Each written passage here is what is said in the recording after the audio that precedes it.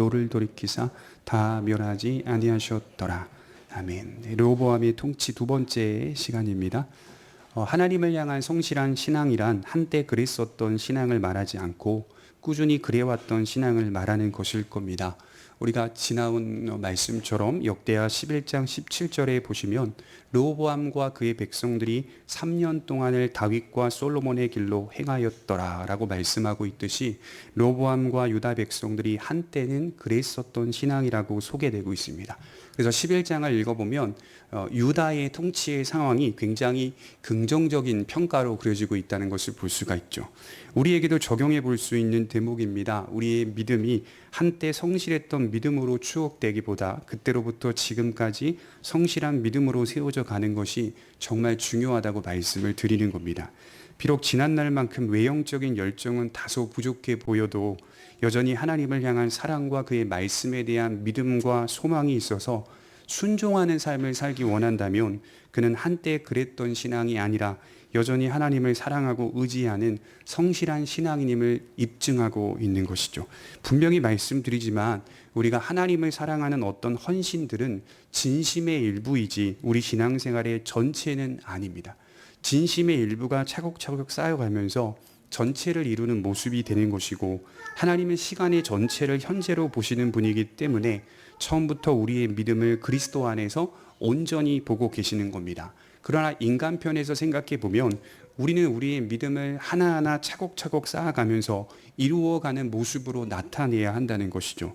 솔로몬이 전도서 7장 10절에 밝히고 있듯이 옛날이 오늘보다 나은 것이 어찌미냐 하지 말라 이렇게 묻는 것은 지혜가 아니니라. 오늘보다 옛날이 나았다. 내 신앙이 오늘보다 옛날이 나았다라고 말하는 어리석은 성도가 되지 말고 옛날보다 오늘 주님을 사랑하는 나의 믿음이 더 나았다라고 말할 수 있는 성도가 되어라 라고 말씀을 하는 거겠죠. 몇 년 전에 한 맥주 선전에서 까르페 디엠이라고 하는 중세 수도사들이 인사하는 그 인사의 문구가 CF 선전에서 나오는 것을 보았습니다. 여러 청년들이 맥주를 마시면서 까르페 디엠 하는 겁니다. 쉽게 말해 맥주 먹으면서 오늘을 즐겁게 살자라고 하는 것이죠.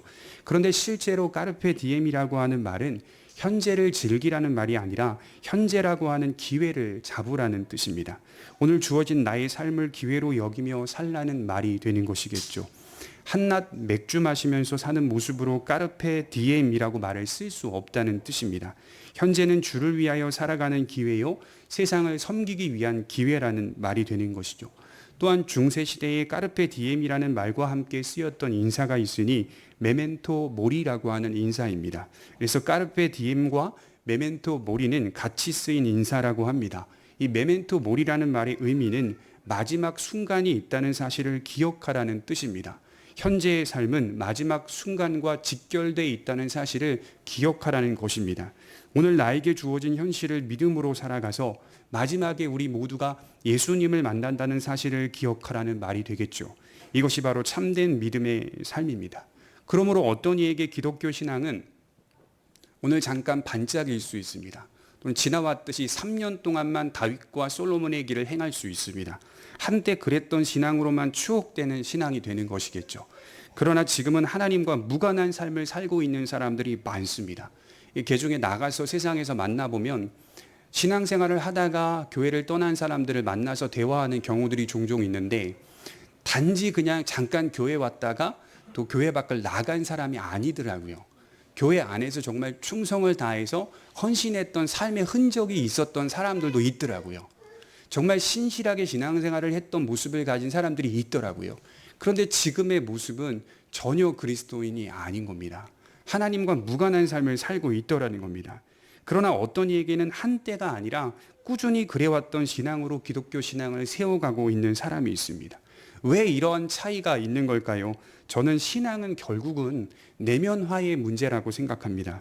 그 어떤 봉사와 헌신을 한다 하더라도 그의 신앙이 내면화되지 않는다면 결국 그는 기독교 신앙이 무엇을 가리키는지를 잘 모르게 되는 것이죠. 다윗은 솔로몬을 왕으로 세울 때 솔로몬과 이스라엘 백성들에게 신신당부하며 이런 말을 했습니다.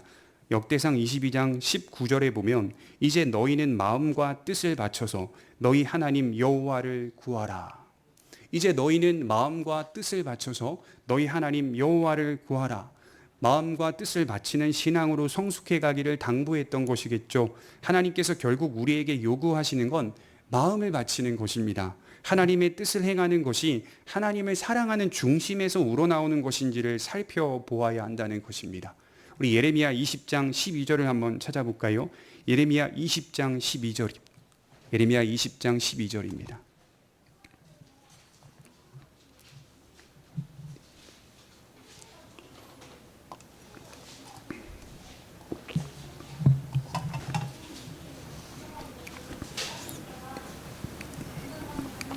예레미야 20장 12절입니다.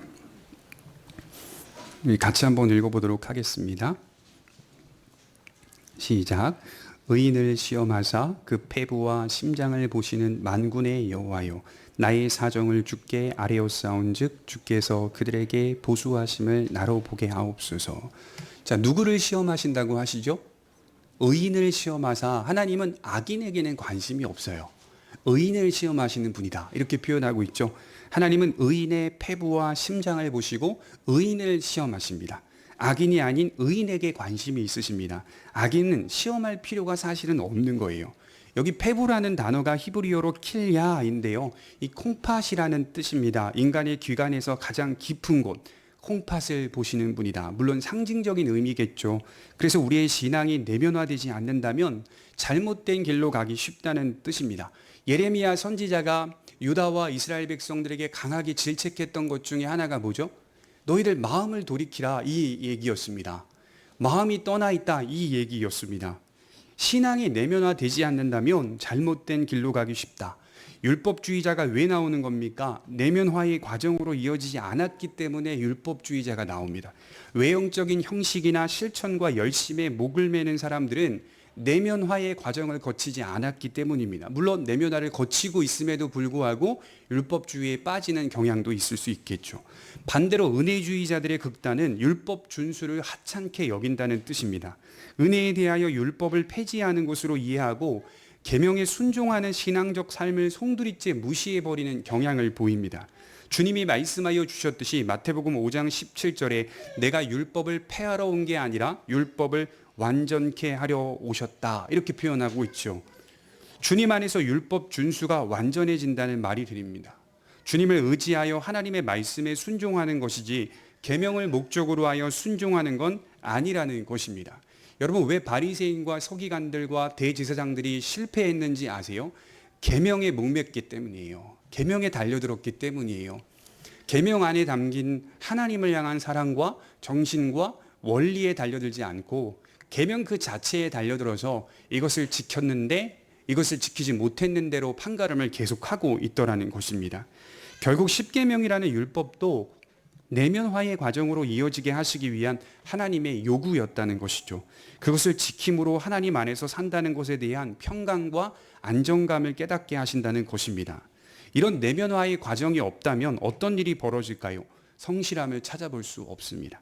하나님을 사랑하는 성실함, 하나님을 의지하고 바라보는 성실함을 찾아볼 수 없다는 말이 될 것이고, 언약적 불성실로 이어지게 됩니다.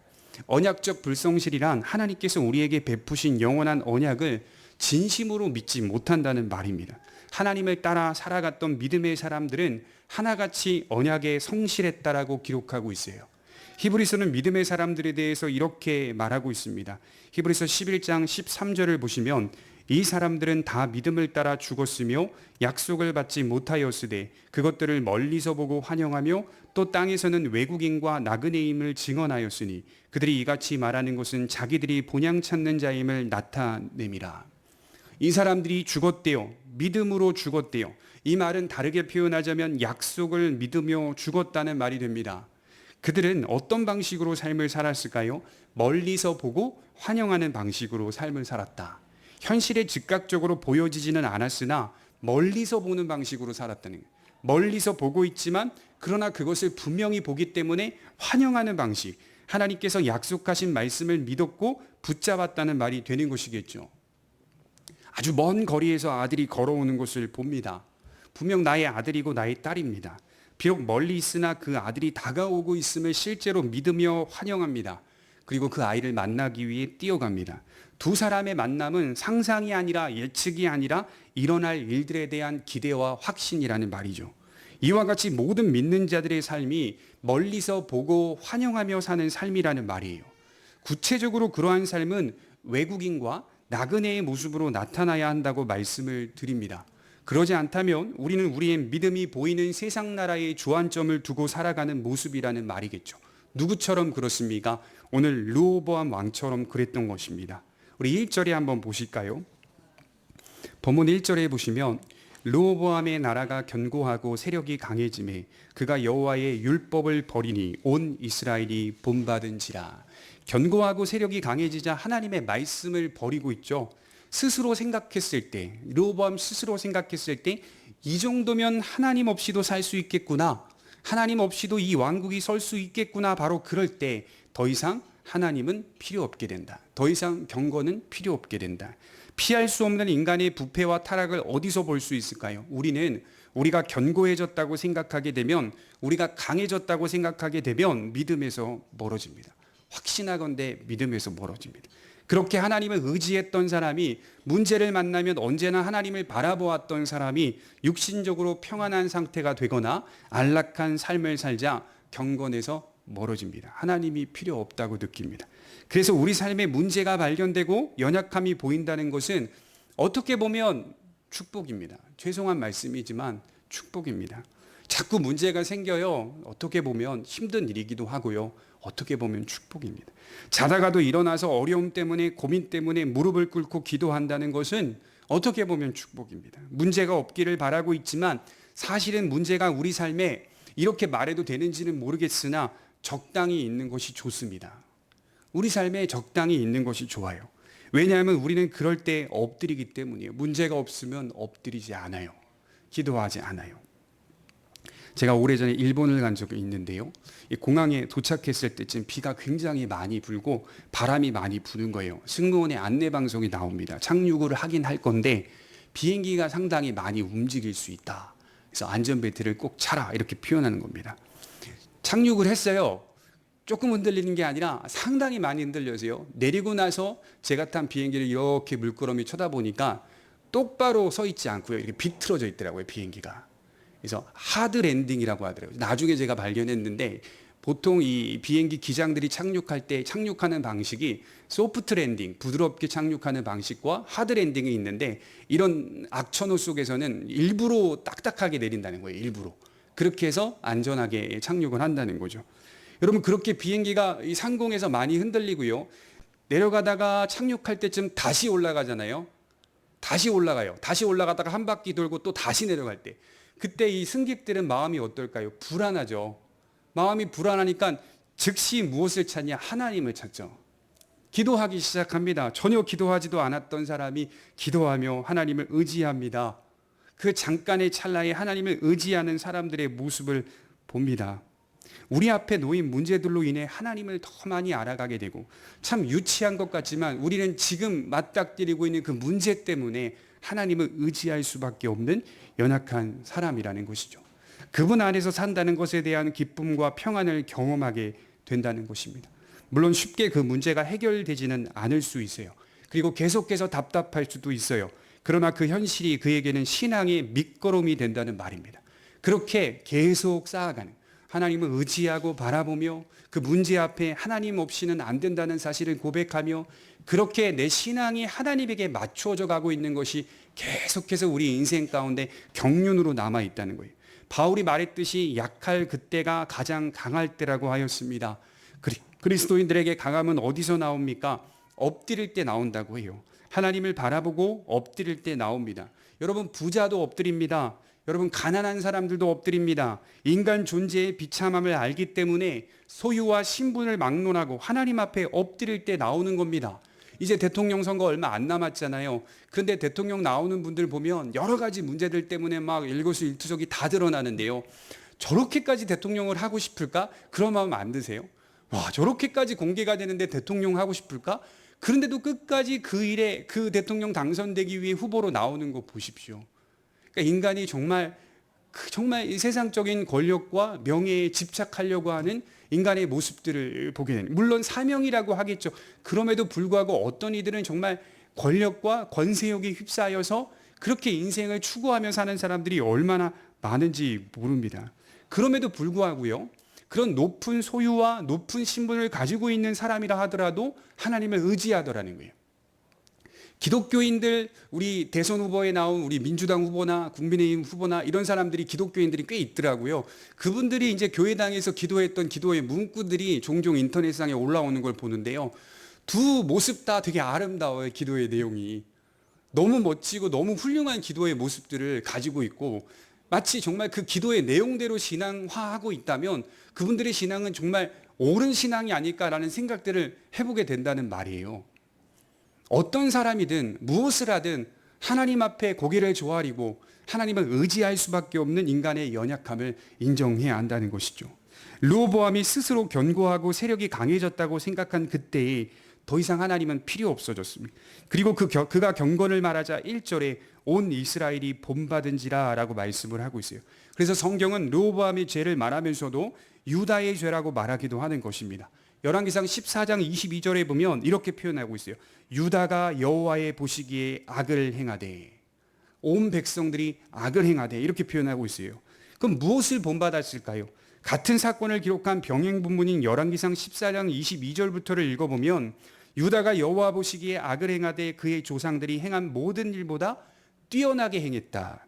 르호보암의 타락으로 하여금 유다 백성들은 신전을 만들고 산당을 만들며 우상을 숭배합니다. 그리고 신전 곳곳에 여자 창기들과 남자 창기들을 배치해요. 특별히 성경은 남색하는 자가 많았다 이렇게 기록하고 있어요. 남색이 무엇입니까? 신전에 있었던 남성 창기들을 의미해요.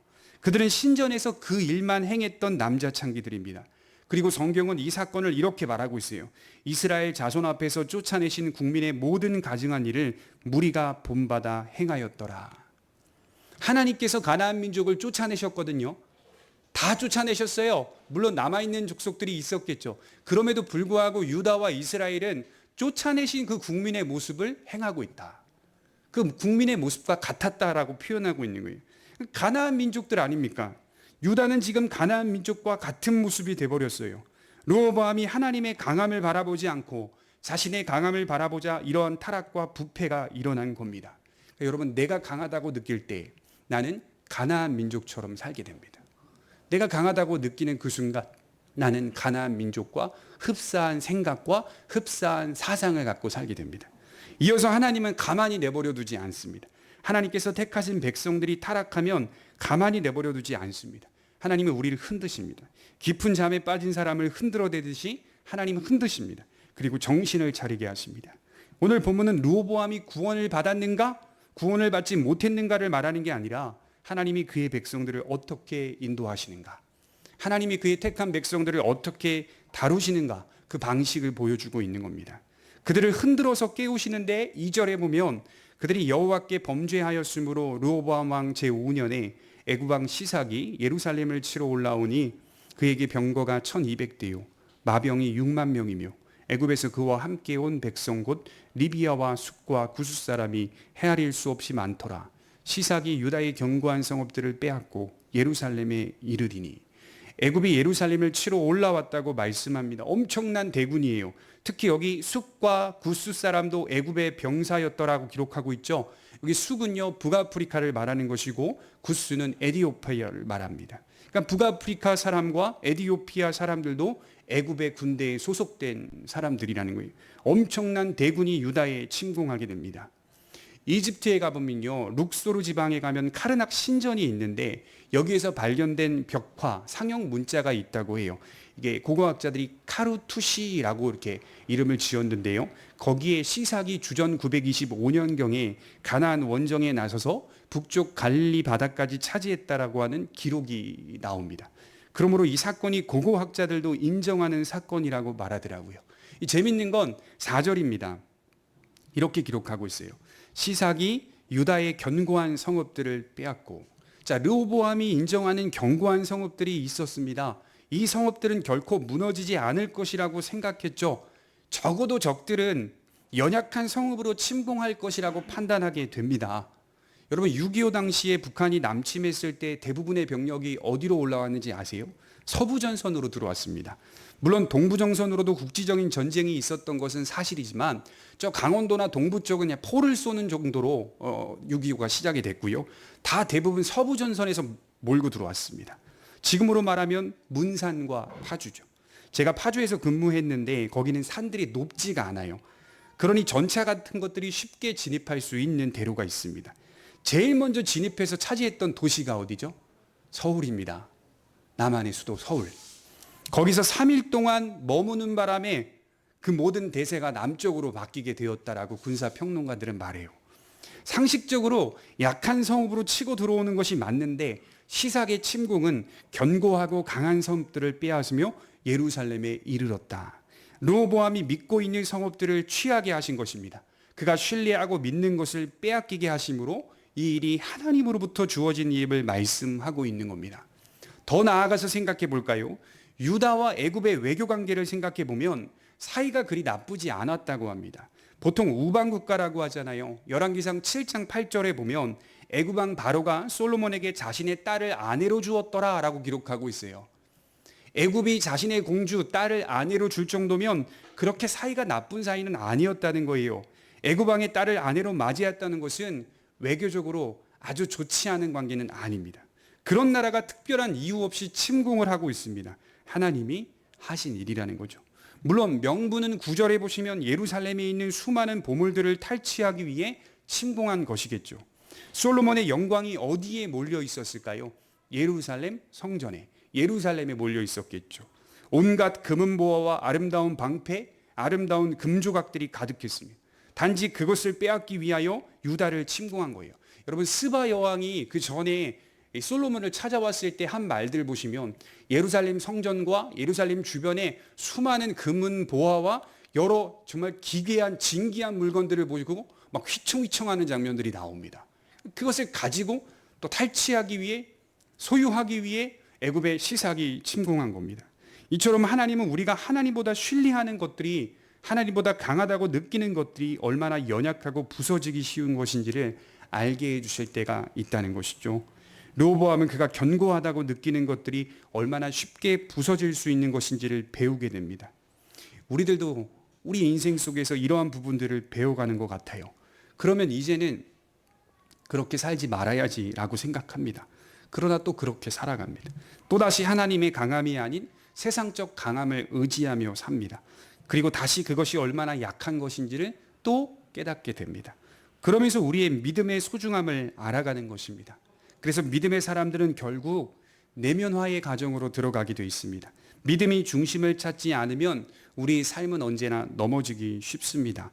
우리의 마음을 하나님께 온전히 바치는 과정이 내면화의 과정이라고 말할 수 있습니다. 우리 6절에 보시면 이렇게 기록되어 있습니다. 6절에 이에 이스라엘 방백들과 왕이 스스로 겸비하여 이르되 여호와는 의로우시다 하매 여호와께서 그들이 스스로 겸비함을 보신지라. 여호와의 말씀이 스마야에게 임하여 이르시되 그들이 스스로 겸비하였으니 내가 멸하지 아니하고 저희를 조금 구원하여 나의 노를 시삭의 손을 통하여 예루살렘에서 쏟지 아니하리라. 이스라엘 방백들과 르호보암 왕이 이러한 일들에 대하여 스스로 겸비했다. 여기 겸비하다라는 단어는요, 낮아지다, 높아진 마음이 낮아졌다는 뜻입니다. 또는 회개하다라는 뜻을 가지고 있습니다. 그들이 회개하며 하나님을 바라보았습니다. 그리고 그들이 회개하면서 고백했던 말이 있습니다. 여호와는 의로우시다. 하나님은 의로우시다. 그분이 행하시는 일은 합법적이다라는 뜻입니다. 그분은 항상 옳으신 분이라는 뜻입니다. 여러분, 하나님이 틀리신 분입니까? 아닙니다. 하나님은 옳으십니다. 지금 우리가 판단하기 어려운 것뿐이지 그분의 행하심은, 그분의 일하심은 항상 옳습니다. 사탄은 하나님의 백성들에게 무엇을 도전할까요? 하나님이 옳으신 분이더냐? 돌아가는 세상을 보라. 과연 하나님이 옳으신 분이더냐? 하나님은 틀리신 분이라고 우리에게 도전합니다. 인간이 옳지 하나님은 옳지 않아. 인간만 옳아라고 말합니다. 바로 이런 데서 믿음이 빛을 발하는 겁니다. 유럽에서 계몽주의 시대가 열렸어요. 17세기, 18세기 그 흐름에 따라 19세기까지 이어집니다. 사람들은 이성과 또 사람들은 경험을 중시합니다. 그것을 기반으로 한 철학이 꽃을 핍니다. 동시에 하나님에 대한 신앙은 함께 약화되어 갑니다. 교회를 떠납니다. 신앙을 버립니다. 성경을 등집니다. 그리고 과학이 발전해 갑니다. 예술이 풍부해졌습니다. 사람들은 이성과 경험만이 의지할 대상이라고 생각했던 겁니다. 그런 흐름 속에서 세계대전이 터지게 됩니다. 인류는 다 놀랐습니다. 인간의 가능성이 무한하다고 생각했습니다만 이런 인간의 이성과 경험들이 결국 수많은 무기들을 양산해내고 많은 생명을 앗아가는 것을 보면서 과연 인간이 선한가? 과연 인간에게 가능성이 있는가? 라는 질문이 다시 유럽 사회에 꽃피우기 시작합니다. 그러면서 다시 기독교의 부흥이 일어나게 됩니다. 사람들이 하나님을 찾고 예수님께로 돌아옵니다. 하나님을 의지하는 것만이 옳다. 그의 통치를 받는 것만이 옳다. 나의 자유, 내 이성, 내 경험이 하나님의 통치 속에 종속되지 않으면 인간은 자기 마음대로 살아갈 뿐이다 라고 말하며 교회로 들어오기 시작합니다. 오늘 르호보암과 방백들이 하나님께 회개합니다. 그러자 하나님은 스바야 선지자를 보내셔서 나의 노를 온전히 쏟지 않으시겠다라고 말씀하죠. 특별히 하나님께서 유다 땅에 진노를 온전히 쏟지 않으시는 이유가 그들의 회개 때문만은 아니라 유다 땅에 있었던 어떤 선한 부분 때문이기도 했다는 것입니다. 우리 12절에 보시면 짐작할 수 있는 대목이 나오는데요. 르호보암이 스스로 겸비하였고 유다의 선한 일도 있으므로 여호와께서 노를 돌이키사 다 멸하지 아니하셨더라. 자, 유다에 무슨 일이 있었습니까? 선한 일도 있으므로. 자, 노를 돌이키사 다 멸하지 않았다는 말씀은 유다 땅에 하나님의 선을 지켜나가려고 애쓰는 경건한 백성들이 남아 있었다는 의미입니다. 과거형이 아니라 여전히 존재했던 선한 백성들이 있었다는 뜻일 겁니다. 여전히 경건을 지켜나가는 백성들이 남아있는 것을 보며 온전히 노를 쏟지 않으셨다는 의미입니다. 그래서 7절에 이런 정말 흥미로운 단어가 나와요. 조금 구원하여. 조금 구원하여. 이상하죠? 하나님의 구원이 조금 구원하여. 그들의 회개를 보시고 노를 온전히 쏟지 않으시겠다고 하시면서 조금 구원하시겠다라고 말씀합니다. 어떤 의미일까요? 시삭이, 애굽왕 시삭이 유다 전체를 다 정복하지 못하였다는 말이 되는 겁니다. 몇몇 성읍들을 정복하고 파괴했으며 일부 무역로를 장악했다고 합니다. 그러나 유다 전체는 아니었습니다.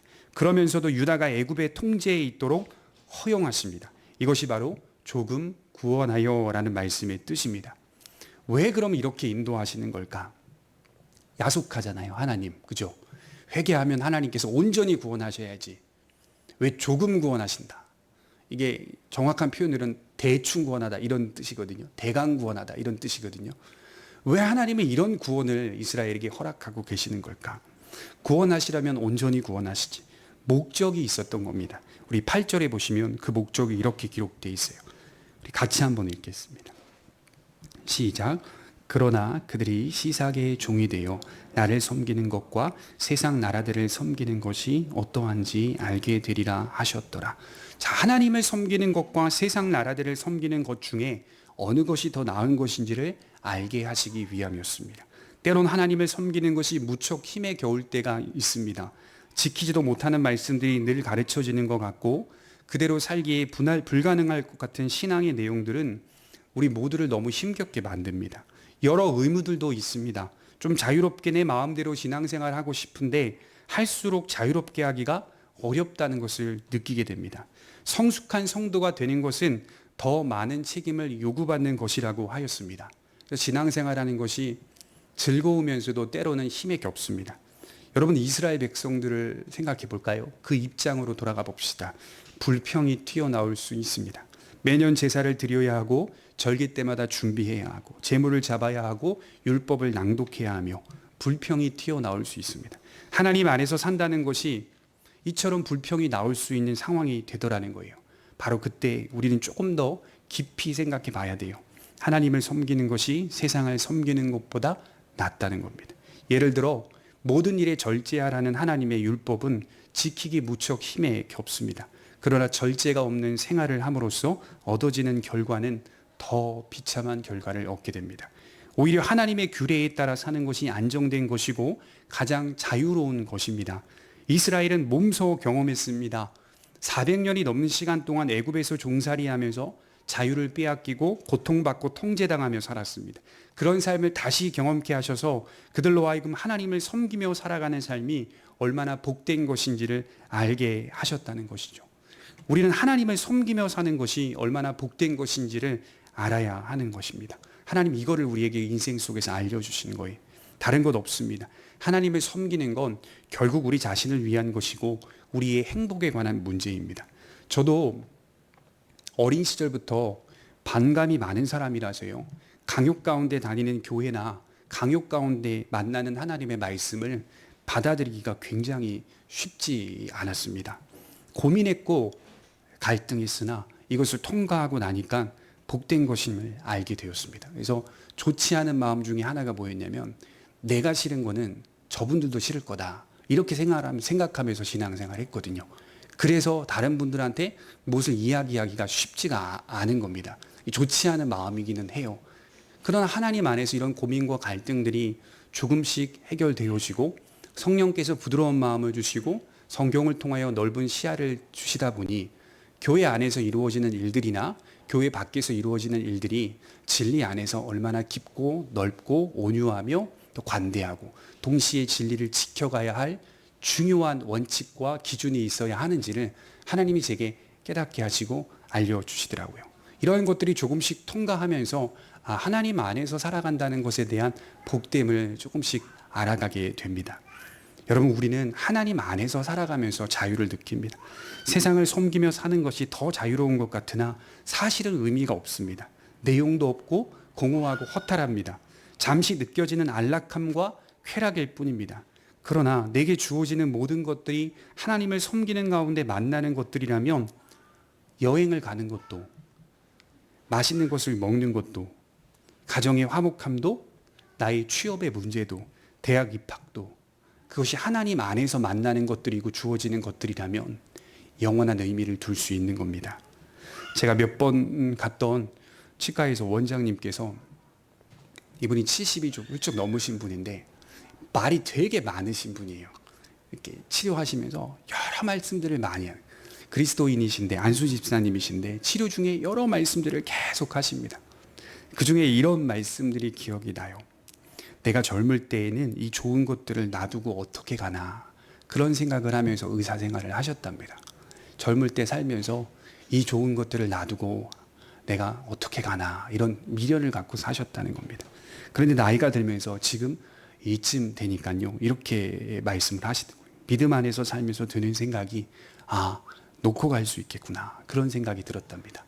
그때는 젊을 때 이 좋은 것들을 어떻게 놓고 가나 생각했는데 지금은 충분히 놓고 갈 수 있겠구나. 어디서 이런 고백이 나올 수 있는 걸까요? 그분의 말씀을 가만히 들여다보면 두 가지입니다. 이 세상의 비참함을 경험했기 때문입니다. 이 세상의 실존을 70평생 넘게 살면서 경험하고 있었기 때문입니다. 그리고 그럼에도 불구하고 이 세상 속에 아름다움도 있더라. 정말 풍요로운 아름다움도 경험했기 때문입니다. 그런데 여기서 중요한 건 그 아름다움은 하나님의 창조 속에서 발견한 겁니다. 하나님의 창조하심 속에서 발견하였기 때문에 그분은 충분히 놓고 갈 수 있구나. 왜 그러죠? 이제 내가 만나게 될 완전한 새하늘과 새 땅을 기대하게 되니, 하나님의 도성을 바라보고 있으니 이 땅의 아름다움도 하나님께 종속되어 있기 때문에 나는 이 땅의 아름다운 것들도 충분히 놓고 갈 수 있다. 왜냐하면 내가 이후에 만나는 아름다움은 불완전한 아름다움이 아니라 온전한 아름다움이기 때문이다 라고 하는 것이죠. 한 주 동안 삶을 살아가시면서 하나님을 섬기는 것과 세상을 섬기는 것 중에 무엇이 우리에게 유익한 것인지를 깊이 생각해 보시는 한 주 되시기를 바랍니다. 기도하겠습니다.